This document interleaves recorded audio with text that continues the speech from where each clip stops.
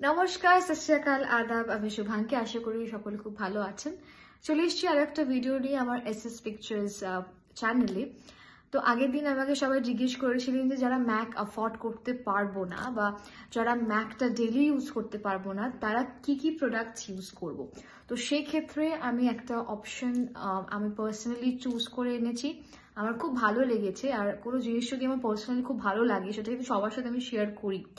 তো তার জন্য আমি ওই যে ম্যাকের যে স্টুডিও ফিক্সটা আছে সেটা সাবস্টিটিউট আজকে দেখাবো। তো আগে প্রথমে দেখিয়ে নিই ম্যাকের studio ফিক্সটা, which is around 4,000 now, which is 3,900 at this present moment of time, and I use NC15. তো আমি NC15 এর শেডটা ইউজ করি। সো আমি যদি NC15 ম্যাক ইউজ করি, এর শেডটা হলো এইটা, ওকে।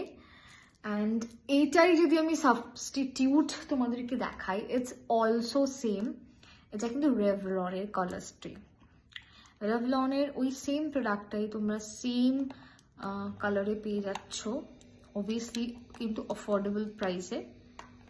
জাস্ট দেখো, see the difference, but there is basic no difference, but still brand loyalty যাদের থাকে।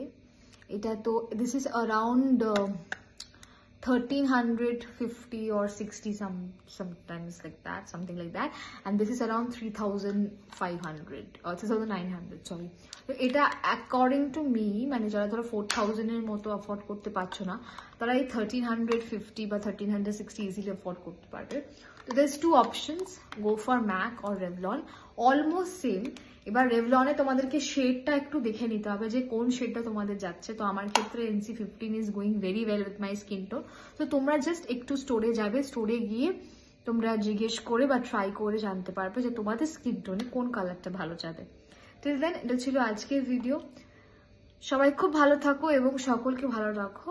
নেক্সট ভিডিওতে আবারও আসবো কিছু একটা ইনফরমেটিভ নিয়ে। Stay tuned.